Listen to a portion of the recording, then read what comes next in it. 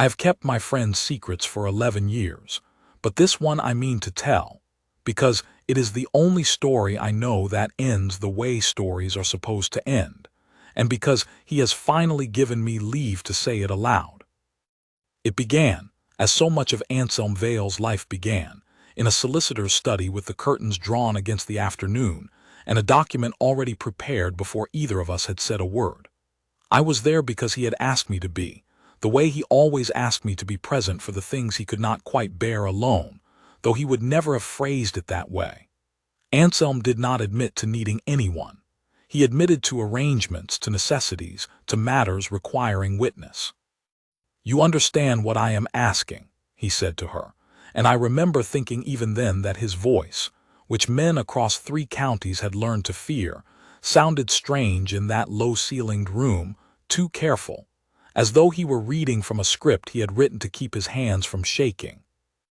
The woman across the desk did not flinch. That was the first thing I noticed about Miss Rosalind Ainsworth, not her face, though it was a fine face, nor her plain gray dress, worn with a peculiar dignity, but her stillness. Society had spent 2 years calling this woman mad, deranged since her collapse, shut herself in her room and screamed at shadows, they said, ever since her father and brother went into the ground within a fortnight of each other. I had believed it, God forgive me, the way one believes anything repeated often enough by people who ought to know better. But there was nothing deranged in the eyes that met Anselm's across that desk. There was grief in them, old and settled, and there was something sharper besides, a kind of ferocious, unspent intelligence that made me wonder, not for the first time, how a rumor becomes a cage. "I understand it," she said. "You require an heir. You do not require a wife in any sense that would trouble either of us. 5 years, or until a child is born and lives past its 2nd birthday, whichever comes first, and then I am free, with an allowance and a house of my own, to live as I please, unmarried in law but never again dependent on anyone's charity. Is that the whole of it, Your Grace?" "That is the whole of it. And you have chosen me, because no one will ask why." I watched something move behind Anselm's eyes at that, not quite shame, for he did not yet believe himself capable of shame in this transaction, but something adjacent to it, some early tremor of the man he would become. "I have chosen you," he said, "because you are the only woman in England with sense enough to see this for what it is, and no family left to weep over it." "How efficient," she said, and I nearly laughed, because it was exactly what I had been thinking, and because I do not believe I had ever heard a woman speak to Anselm Vale in quite that dry, unimpressed tone. Duchesses flattered him. Debutantes trembled before him. This woman, whom the whole of the county had written off as broken, looked at the most feared man in the north of England and found him merely efficient. Prout, who had drawn up marriage settlements for half the great families north of London and thought himself unshockable, cleared his throat twice during the reading of the terms. The document was a strange thing to look at, laid out with all the cold precision of a lease, a term of years, a schedule of allowances, a clause governing what became of Miss Ainsworth's small inheritance should the marriage end, as the contract anticipated rather than as marriages are meant to end. I had watched Anselm buy land and settle debts with the same ruthless efficiency for years, but I had never before seen him reduce a woman to a paragraph, and some part of me wished, even then, that he would look up from the page and simply see her. "You have not asked what I require in exchange for my sister's silence about my own history," Miss Ainsworth said, when Prout had finished reading, "which tells me you have not yet decided whether I am worth the asking. Let me save you the trouble, Your Grace. I require nothing further. I have priced my own worth quite precisely these 2 years, listening to what the county says of me at every dinner I am no longer invited to, and I have settled on a number rather lower than you might expect. A house, an allowance, and the return of a name no one may call mad to my face. That is the whole of my ambition." "That is not ambition," Anselm said. "That is survival dressed as a business proposal." "Then we are alike, Your Grace, for I understand your proposal is dressed the same way." He had no answer to that, and I watched him realize, in the silence that followed, that he had just been read more accurately by a stranger than by anyone in 3 years of London drawing rooms.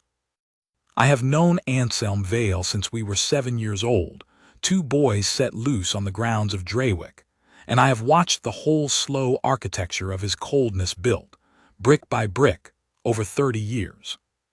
His father believed feeling a luxury unaffordable to a future duke, and raised his elder son accordingly, praising him for composure, correcting him for tears, teaching him that the surest way to keep a great house standing was to want as little from it, and from the people in it, as possible. I watched that boy become the man the county called the Steel Duke, though I never once believed the name suited him entirely. I had seen him weep once as a boy of 11 over a dying hound, in a corner of the stable where he believed no one watched. I had simply never seen anyone give him reason to do it again as a man, until Rosalind Ainsworth walked into Prout's study and refused to let him hide behind a signature. I should explain why he needed an heir with such coldness in his blood. Draywick had been his family seat for 6 generations, home to 100 tenant families who depended on its continuance, and Anselm's only remaining kin, his younger brother, never a steady man, had gambled away a fortune not his own and fled to the continent, leaving Anselm, at 33, the last Vale standing between Draywick and a distant cousin who would dismantle the estate for its silver. He had proposed to 3 suitable young women in as many years, and each had wanted, reasonably enough, an actual husband, a man present at dinner, not one who vanished into his ledgers and forgot she existed. Anselm did not believe he had a husband in him. He had a duty, and a great deal of ice where a heart might otherwise sit, and he decided the honest course was a woman who wanted nothing from him but the terms, plainly stated, and no pretense of affection to disappoint her. "I have one condition beyond what is written," Miss Ainsworth said, and I saw the solicitor, a dry little man named Prout, look up sharply, for no one added conditions to Anselm Vale's contracts. "You will not speak of my sister in that house, not to correct anyone who repeats what they have heard of me, and not to defend me either. I did not ask to be called mad, your grace, and I will not spend 5 years being pitied for it under your roof. If you wish to know the truth of what happened to me, I will tell you myself once, and you may believe it or not, but I will not be discussed. It was, I understood only much later, the single most important sentence spoken in that room, though at the time it sounded like pride, and pride was a quality Anselm respected in the abstract and distrusted in practice. "Agreed," he said, "though I confess I have no particular curiosity about it." "You will," she said, not unkindly, and signed her name. We rode to Draywick 3 days later, and I went with them, ostensibly to see to some business of my own, but in truth because I did not trust Anselm to conduct himself like a human being for the length of a 2-day journey, and because I found, to my own surprise, that I wanted very much to know more of this woman who had answered a duke's coldness with a condition of her own. She told me the truth of it on the 2nd day, when Anselm had ridden ahead to inspect a boundary wall and left us alone in the carriage, which I suspect he did on purpose, though he would have denied it with his last breath. "My brother died of a fever in October," she said, watching the hedgerows pass, "and my father 3 weeks later of what the physician called a seizure of the heart, though I have always believed it was simply grief, arriving late and taking what it wanted. I did not scream at shadows, Mr. Hale. I stopped speaking for the better part of a month, because there was nothing in me to say, and when I began again, I said something no one wanted to hear." "What did you say?" "I said that my cousin Edmund, who inherited what remained of the estate, had known for a year that my brother was ill and had let him gamble regardless, because a dead brother left him the whole of it, and a bankrupt living brother left him with a burden. I said it at my father's funeral dinner in front of 11 witnesses because I had watched Edmund smile through the whole service, and I could not hold it in me a moment longer. She turned to look at me then, and there was no madness in her face, only a terrible, exhausted honesty. It was true, every word. Edmund did not deny it. He simply announced that grief had unhinged me, and 11 witnesses, none of whom wished to quarrel with a man who now controlled their leases, agreed with him rather than with a weeping woman who had just buried her whole family. It is remarkable, Mr. Hale, how quickly a house can decide a woman is mad. Once believing her sane becomes inconvenient. I did not know what to say to that, so I said the only honest thing available to me. I believe you. You are the first person outside my old nurse who has said so without qualification, she said, and looked back out the window, and I understood that I had just been given something she did not give lightly, and I resolved, sitting there in that swaying carriage, that whatever became of this cold bargain my friend had struck, I would not let this woman go on being disbelieved. Draywick received her the way it received all things Anselm brought into it, with immense, chilly correctness. The staff bowed. The housekeeper showed her to a suite of rooms 2 corridors from the Duke's own, which told its own story to anyone who cared to read it. Anselm himself was scrupulously, punishingly polite, the politeness of a man determined to prove that this arrangement would cost him nothing, and I watched Rosalind Ainsworth observe that politeness with the same clear-eyed patience she had shown Prout's contract, as though she had already priced it and found it exactly as advertised. I stood with her at the long windows of the gallery that first evening, while Anselm was closeted with his steward over some matter of drainage, and she looked out over the parkland, the lake gray under a low sky, the home farm smoke rising in thin ribbons, the whole vast, ordered weight of the place, and said, "It is larger than I expected. I had thought a house this size would feel like safety. It feels, instead, like a debt someone else incurred and left me to pay." "You need pay nothing," I said. "The terms are the terms." "The terms are paper, Mr. Hale. This," she gestured at the window, the tenant roofs, the far gray line of the boundary wall, "is not paper. 100 families sleep tonight because this house continues, and I have just signed my name to its continuing. I do not resent it. I only find it heavier than I was told it would be." I did not know, then, how to answer her, so I said nothing, and she did not seem to require an answer. But I understood, standing beside her, that she had grasped in an evening what it had taken Anselm years of grim, solitary duty to learn, that Draywick was not merely his inheritance but his obligation to living people, and that she had married into the weight of it with her eyes fully open, which was more than I could say for either of his 3 failed courtships.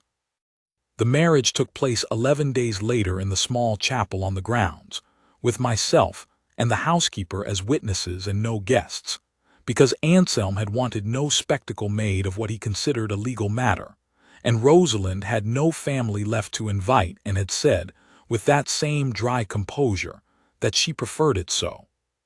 She wore gray, not white, and when Anselm slid the ring onto her finger his hand was not quite steady, though I do not think he noticed it himself. I noticed.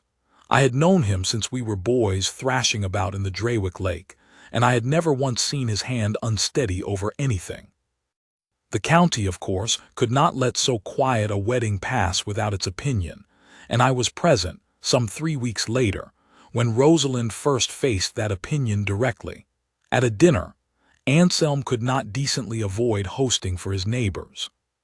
Lady Prowse, a formidable dowager who had known Rosalind's mother and had, by her own admission, always found the Ainsworth girl unsettling since the collapse, sat across the table and asked, with the particular sweetness reserved for cruelty performed in company, whether the new Duchess found herself quite recovered, or whether the excitements of a great house might prove too taxing for a delicate constitution. The table went still in that particular way a room goes still when everyone present recognizes a blade being drawn, however politely, and I saw Anselm's jaw tighten, and I saw him draw breath to answer for her, which I believe would have been the wrong answer entirely, because it would have confirmed, however kindly meant, that she required defending. Rosalind set down her glass before he could speak. "My constitution, Lady Prowse, withstood the death of my brother, the death of my father within the same month, and 2 years of exactly this sort of question asked at exactly this sort of dinner. I find great houses considerably less taxing than drawing rooms, since a house, at least, does not pretend to concern for one's health while inquiring after one's ruin. I am entirely recovered, thank you, though I confess I was never quite so unwell as the county's letters made me out to be. She said it lightly, almost warmly, with no heat in it at all, and it landed with far more force for the lightness, and I watched Lady Prowse's smile falter and reset itself, and I watched 3 other guests at that table suddenly find their soup of great interest. Anselm, beside her, said nothing further, because nothing further was needed, and I saw him look at his wife with an expression I had not yet learned to name, though I would come, before the year was out, to recognize it as the particular pride of a man watching someone fight a battle she does not need him to fight for her. For the first months, the household settled into the shape of the bargain precisely as written. They dined together because propriety required it and spoke little because neither seemed to know what conversation was owed to a stranger one had married for a signature's sake. I visited often that autumn, more often, if I am honest, than my own affairs strictly required, and I watched the 2 of them circle each other with the wary courtesy of people sharing a house by accident. I recall the wedding night itself only because Anselm, in a rare unguarded hour some months later, told me of it himself, and I record it here because it says more of the man than any speech he ever gave me over brandy. He had gone to her door, as the terms of any ordinary marriage would suggest he ought, and had stood outside it for some minutes before he knocked, and when she opened it, still dressed, a single candle burning behind her, he had said only, "I do not wish to claim anything from you that you have not offered freely tonight or any night. The contract asks for an heir in time. It does not ask for tonight, and I find I cannot make myself want tonight on the strength of a signature alone."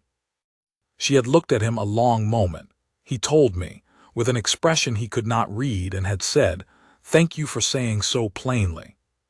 I confess I had braced myself to endure rather than to be asked, and he had bowed and gone, and neither of them spoke of it again for months, though I have always believed that single quiet refusal, a duke declining what was legally his to take, did more to earn her trust than any kindness that came after. She had expected, not unreasonably, a transaction concluded in full. She received instead a patience she had not been promised, and patience, I have noticed, is the coin that buys trust fastest from a woman who has learned to expect none. But I watched other things too. I watched Rosalind take over the estate's account books within a fortnight, correcting an error that would have cost £400 in overpaid rents, and handing the correction to Anselm without comment, as one hands over a coat that has fallen. I watched her walk the tenant cottages in weather that would have kept a duchess indoors, because she had heard the miller's wife was near her time. I watched, most of all, the way she looked at Anselm when he did not know he was being watched, not with longing yet, but with the careful attention of a woman deciding whether a man's reputation and his reality were the same thing. They were not the same thing, and she found this out slowly, the way one finds out the shape of a room in the dark. There was, too, a night in November I have never spoken of to Anselm, though I suspect he has guessed at it since. I had stayed late over cards with him in the small parlor, and Rosalind had long since retired, or so we believed, until a letter arrived by a rider who had ridden hard through a cold rain to deliver it, and Anselm, reading it by the fire, went very still in the particular way he did when something threatened Draywick rather than merely inconvenienced him. "What is it?" I asked.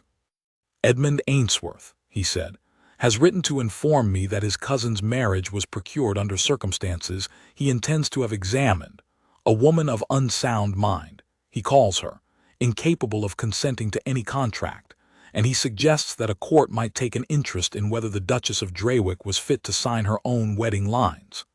He set the letter down with the particular care of a man restraining himself from crushing it in his fist. He does not want her back, Hale. He wants the scandal of unmaking this marriage, because an unmade marriage would leave Draywick without an heir claimed and my estate vulnerable to exactly the kind of distant cousin scavenging I married to prevent. He is not defending her honor. He never has. He is protecting the fiction that keeps his own conscience quiet. I did not know Rosalind had heard any of this until I saw her in the doorway, still in her dressing gown, her face white but composed. "You will not fight him with lawyers," she said. "Lawyers cost money and time and give the story a stage to be repeated on. Let him write his letters. I have survived being called mad by people who knew better. I can survive it once more from a man who has never in his life told an inconvenient truth." "He is threatening the succession of this house," Anselm said. "That is not merely your reputation now, Rosalind. It is mine, and it is 100 tenant families besides." "Then let me answer it," she said, "in my own hand tonight, and you may add whatever ducal weight you please beneath my words, but I will not be spoken for as though I were still the woman in that solicitor's study who owned nothing and had no voice worth using." And she sat at his own desk in her dressing gown, by the last of the fire, and wrote a letter to her cousin so precise, so devastatingly reasonable in its recounting of the funeral dinner and the year of silence that followed it, that Anselm read it twice before adding his own brief line beneath her signature, that he had married the soundest mind in the county, and any court that doubted it was welcome to dine at Draywick and judge for itself. Edmund never answered. I have always believed that letter, more than any ducal threat, was what silenced him, because it was not written by a frightened woman defending herself, but by a woman who had simply stopped permitting herself to be afraid. It was in December that I first saw the ice crack. There had been a fire in one of the tenant barns, nothing catastrophic, caught and doused before it could spread. But Anselm had gone out into the freezing night himself rather than send men in his place, and had come back at 3 in the morning with his coat singed and his hands raw from hauling water, and had said nothing of it to anyone, intending, I am certain, to bathe and dress and appear at breakfast as though nothing at all had happened, because that was his particular vanity, to seem invulnerable even to his own household. Rosalind found him in the passage outside his rooms, still in his ruined coat, and I happened, by the accident of insomnia, to be coming down the same corridor with a book I meant to return to the library, and so I saw the whole of it from the shadow of the stair. "You are burned," she said, not a question. "It is nothing." "It is not nothing. It is your hand, and you will let me see it, or I will send for the physician and tell him you were too proud to ask, which I imagine you would dislike a great deal more than my company for 5 minutes." He held out his hand. I do not think he could have told you why, and I do not think, watching his face in the candlelight, that he entirely understood it himself, this man who had built a fortress out of self-sufficiency, standing in a cold corridor, and simply doing as he was told by a woman he had married for the sake of a signature.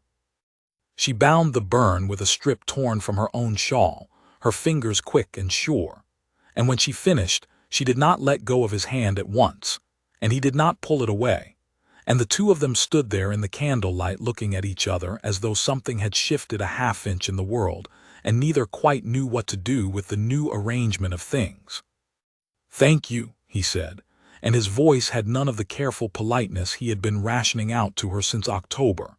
It had, instead, something rower in it, something that had clearly startled him as much as it startled her. "You need not thank me for tending a burn, Your Grace. It is what any decent person would do." "You are not obligated to be decent to me. The contract does not require it." "No," she agreed, and there was the ghost of a smile in it, the first I had seen her give him. "It does not. Perhaps that is why I do it anyway." I retreated up the stairs before either of them could discover me, and I confess I did not sleep again that night. Not from any impropriety in what I had witnessed, but because I understood, watching it, that the bargain struck in Prout's study was already becoming something Anselm had never intended to buy, and I did not know yet whether he would have the courage to notice it. He noticed it. Of course he noticed it. Anselm Vale noticed everything. That was the curse of him. He simply refused for a long while to act on what he noticed. Through the winter I watched the shape of his days rearrange themselves around her without his ever admitting it aloud. Breakfast at her preferred hour rather than his own. Elaborate casual questions about matters that had nothing to do with any contract. An orangery quietly ordered restored because she had once mentioned, only once, missing the smell of growing things. He began, God help him, to laugh, an unfamiliar sound in that house, low and surprised, as though it had come from someone else's throat. I remember one particular evening in late January when the two of them fell into an argument over a shipment of seed corn, a thoroughly unromantic subject, and yet I have rarely seen two people enjoy a disagreement so much. Rosalind held that the steward had bought poorly and cheaply, and would cost the tenants a full season's yield to save himself a few pounds now. Anselm, who had approved the purchase, defended it out of pure stubbornness for the better part of an hour before he stopped mid-sentence, looked at her as though seeing her freshly, and said, "You are entirely right, and I have been arguing for the sake of not admitting it. Forgive me." She had laughed, a real laugh, unguarded, the kind I had not yet heard from her, and said she would forgive him on the condition that he let her choose the next season's seed herself, and he had agreed at once, and I watched him watch her write out her instructions to the steward that same night with an attention that had nothing at all to do with seed corn. There was, too, a smaller thing I noticed and did not mention to him for months afterward. He had begun keeping in the drawer of his study desk the little corrected accounts she brought him each week, not filed away with the estate papers where they belonged, but kept separately together, tied with a bit of ribbon. As a man keeps letters he cannot quite bring himself to call sentimental. I discovered this only by accident, searching for a pen, and I said nothing, because some discoveries are not gifts to be handed back to the person who made them. They are simply proof, quietly gathered, of a thing already true. I think often of the Candlemas Fair that February, held on the green below the church as it had been held every year of Anselm's life. A modest affair of stalls and cider, and a fiddler who had played the same 3 tunes since either of us were boys. And I think of it because it was the first occasion on which the county saw the two of them together as something other than a duke and his convenient wife.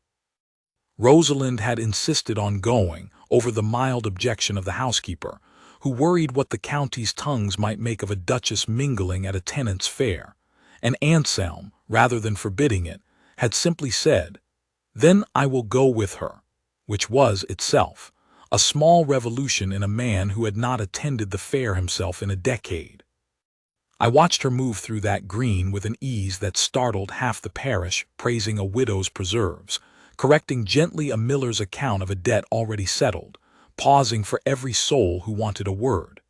Anselm trailed a pace behind her, saying little, and I realized he was not merely accompanying her.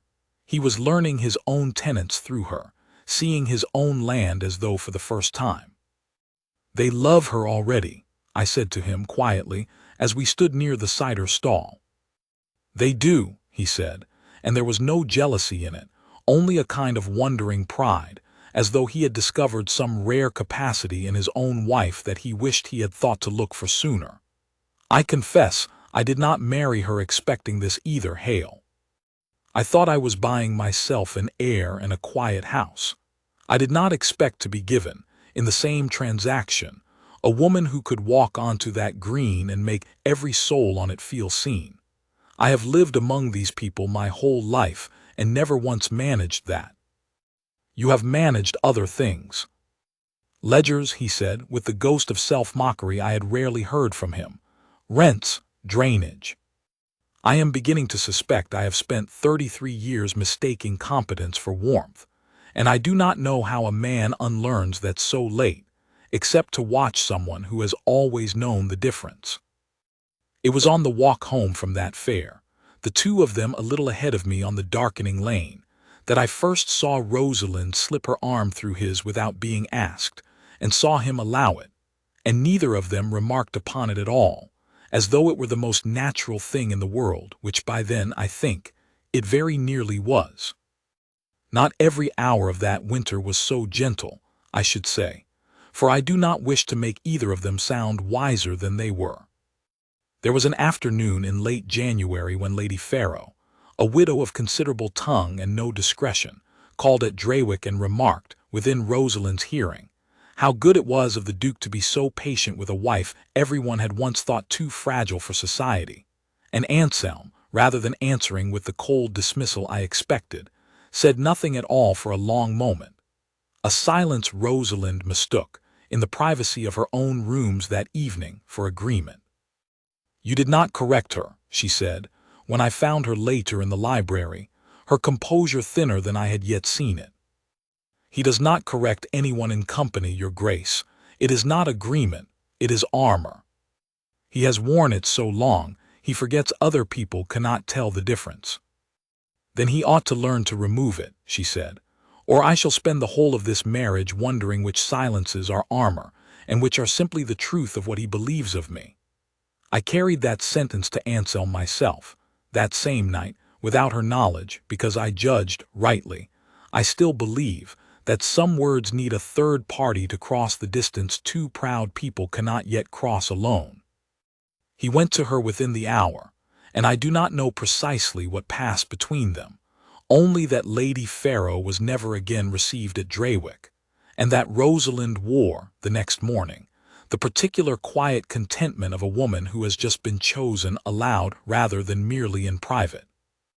I asked him about it directly in February, over brandy in his study, because I had grown tired of watching two intelligent people fail to say the obvious thing to each other. "You are in love with your own wife," I said. "I would think a man of your reputed cunning might have noticed this by now." He did not deny it, which told me more than any denial could have. He turned his glass in his hand and stared into the fire for a long moment before he spoke. "I married her so that neither of us would have to pretend to feelings we didn't have, Hale. That was the entire architecture of the arrangement. If I am in love with her, I have broken the one promise I made, that this would cost her nothing she had not agreed to pay." "Has it cost her anything?" "I don't know," he said, and there was real fear in it, the first fear I had ever heard in Anselm Vale's voice regarding anything but Draywick's accounts. "That is precisely the trouble.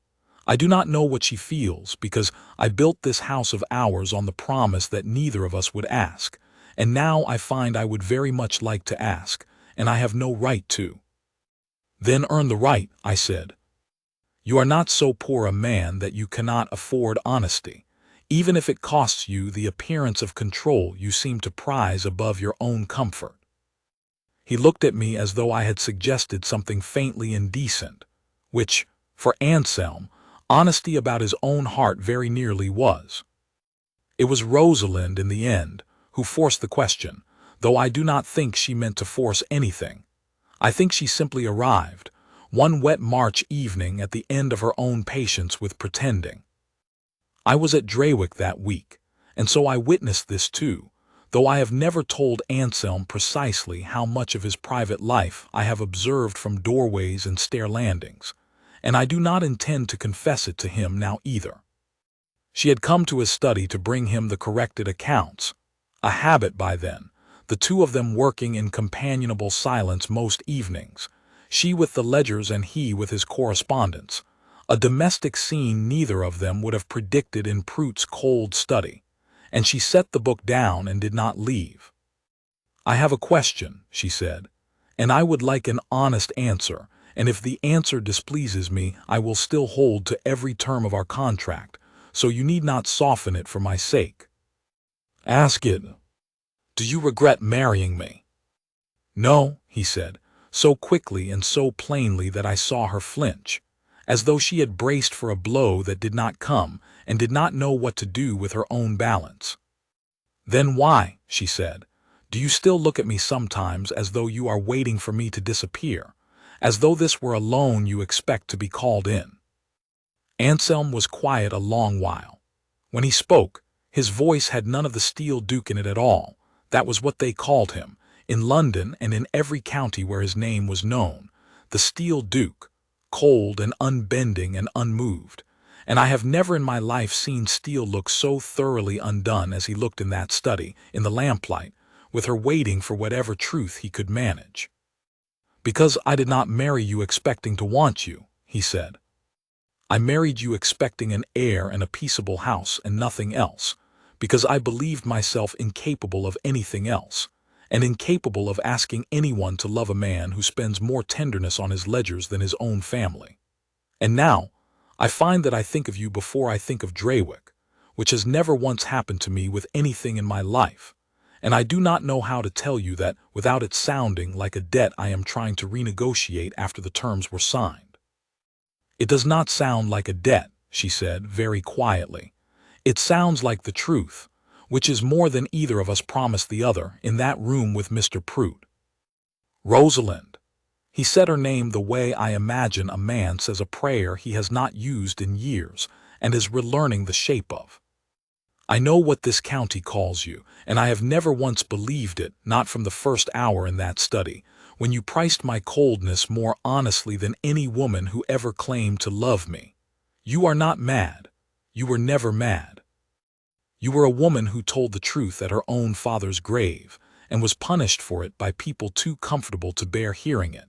And I have watched you run this house and heal my hand, and forgive tenants their arrears out of your own allowance, without ever once asking me to notice.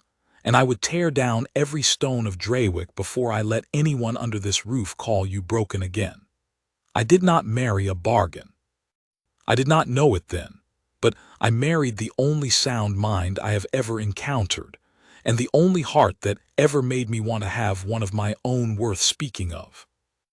I should say, in fairness to my own eavesdropping, that I left the corridor at that point, because even a chronicler of other men's love affairs must know when a door ought to be allowed to close.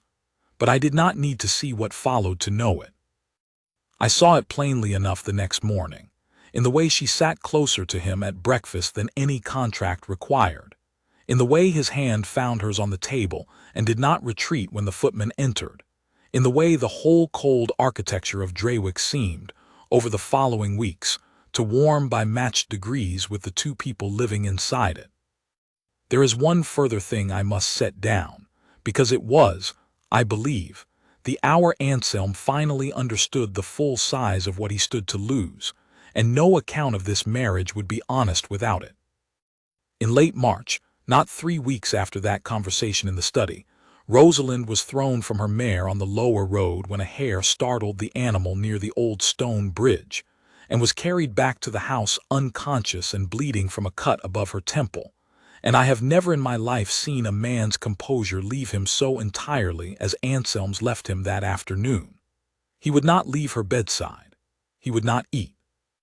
When the physician, a sensible man named Corrigan, said the words, "We must simply wait and see," Anselm gripped the edge of her bed with both hands as though the room itself might tip him into the same dark she had fallen into, and said, in a voice I had never heard from him before, low and raw and entirely without its usual iron, "She is not permitted to leave this house before I have told her properly what she is to me. I have been a coward about it for months, hale, hiding behind contracts and ledgers and careful silences, and I will not forgive myself if the last true thing between us is a bargain struck in Prout's study." I sat with him through that long night, the two of us keeping watch by a single lamp while she lay pale and still, and I confess I prayed harder that night than I had in a decade, not for the succession of Draywick, not for any heir, but simply because I had come, in a matter of months, to love this dry, clear-eyed, unjustly wronged woman almost as a sister, and could not bear the thought of the house losing her now that it had only just learned how to be warm. She woke near dawn, groggy and aching but entirely herself, and the first thing she said, finding Anselm's hand already wrapped around hers, was, "You look as though you have seen a ghost, your grace." And he had laughed a broken, relieved, entirely undignified laugh, and pressed her hand to his mouth and said nothing at all, because there was nothing he trusted his voice to say without it breaking further. It was after that night that the household staff began, without any instruction from either of them, to refer to her simply as the Duchess, in a tone that carried none of the old careful distance. And it was after that night, I am certain, that Anselm resolved to say aloud what fear had nearly cost him the chance to say at all. He proposed to her properly in April, an absurd redundancy, since they were already 5 months married. But Anselm Vale had decided, once he allowed himself to want things, that he wanted to do this one thing correctly, without a solicitor in the room and without a single clause.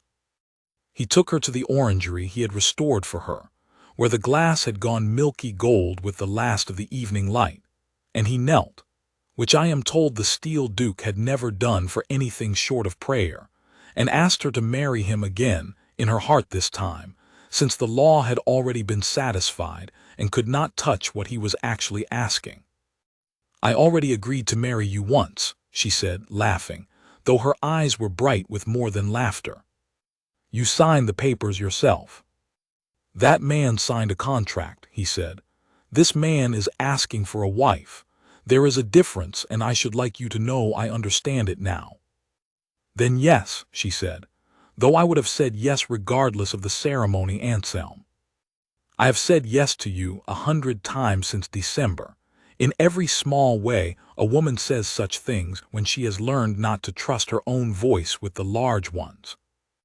Their daughter was born the following winter, a fierce, dark-eyed girl who arrived howling into a house that had, within a single year, gone from a fortress of careful distances to the warmest home in 3 counties, and I stood as godfather at her christening and thought, watching Anselm hold his child with hands that had once seemed made only for ledgers and cold contracts, that I had never seen Steele look so much like something else entirely, like a man who had been given, quite by accident, everything he had never thought to ask for. I remember the night of her birth more clearly than I remember most nights of my own life, because I sat with Anselm in the passage outside Rosalind's rooms for the better part of 6 hours, and I have never seen a man so thoroughly undone by hope. He would not sit. He paced the length of that corridor until the boards themselves must have grown weary of him, and every so often he would stop before the door and simply stand there, listening, as though he might glean some comfort from the wood itself. And twice he turned to me and said, entirely without irony, that he did not care in the least whether the child was a son to secure Draywick or a daughter to confound every dry clause in Prout's contract, so long as Rosalind came through it whole, because he had discovered, somewhere in the preceding year, that the succession he had once thought the whole point of his existence had quietly become the smallest of his concerns. When the midwife finally opened the door and told him he might come in, he looked at me first, for one unguarded moment, with an expression of such naked terror and joy together that I had to look away. And then he went to her, and I did not follow, because some rooms are not meant to hold a friend as well as a husband. As for the county's old talk of madness, it did not survive the spring. Rosalind ran the estate's accounts, and hosted the harvest assembly with such visible, unimpeachable sense that the old rumor curled up and died of its own foolishness. Her cousin Edmund wrote once more, the following year, requesting an introduction to the infant heir, and Anselm's entire reply was a single line. "She has family enough who love her. You forfeited the privilege of being counted among them the day you let a courtroom call her mad rather than admit your own neglect." He did not trouble them again. The tenants had watched this marriage more kindly than the county's drawing-rooms ever did. The miller's wife named her own son Anselm without asking leave, and was told it was the finest compliment the Duke had received in 30 years. The old nurse Rosalind had once mentioned in a carriage was sent for within the month, given rooms near the nursery, and lived out her years telling the young heir stories of a mother who had never, not for one single day, been anything but entirely, gloriously sound of mind. I have thought a great deal in the years since about that first afternoon in Prout's cold study, about 2 people agreeing to a bargain designed expressly to keep feeling out of it. Love is rarely so obedient as the contracts we write to keep it at bay. It arrives anyway, in a burned hand bound by torn linen, in a ledger corrected without being asked, in a man kneeling in an orangery to ask properly for what he had already, unknowingly, been given. Anselm Vale went looking for an heir and found the whole of his own heart, returned to him by a woman the world had thrown away and called broken, though there was never anything broken in her at all. Only a truth nobody wanted to hear, and a patience that outlasted every person too comfortable to believe her. I asked him once, watching him watch his wife across their own drawing room with their daughter asleep against her shoulder, whether he ever thought of that study, of the cold terms and the 5-year clause neither of them ever again mentioned. "Every day," he said, "it is how I remember to be grateful. I asked her for an heir, Hale, because I believed that was the largest thing I was permitted to want. I had no notion, standing in that room, that I was about to be given the only thing I have ever actually needed." He did not look away from her as he said it, and I understood that whatever the county had once called the Steel Duke, there was no longer any steel left in the way he looked at his wife. Only the plain, unguarded devotion of a man who had signed a contract for convenience and been given, against every cold calculation he had ever made, a love neither of them had thought themselves entitled to ask for. I still keep in a drawer of my own desk the copy of that first contract, its terms as cold and precise as the day they were signed. 5 years, an allowance, no pretense of affection to disappoint her. I read it now the way one reads the blueprint of a bridge built to hold nothing heavier than convenience, and finds, years later, that it has carried the whole weight of 2 lives across and held. Rosalind asked me once, laughing, why I kept it at all. I told her the truth, that I liked to remember how little either of them expected that cold afternoon, and how much they were given anyway, not because the world grew kinder, but because one woman refused to let a lie about her own mind stand unanswered, and one man found he could not watch her prove herself endlessly patient without wanting to spend the whole of his life deserving her.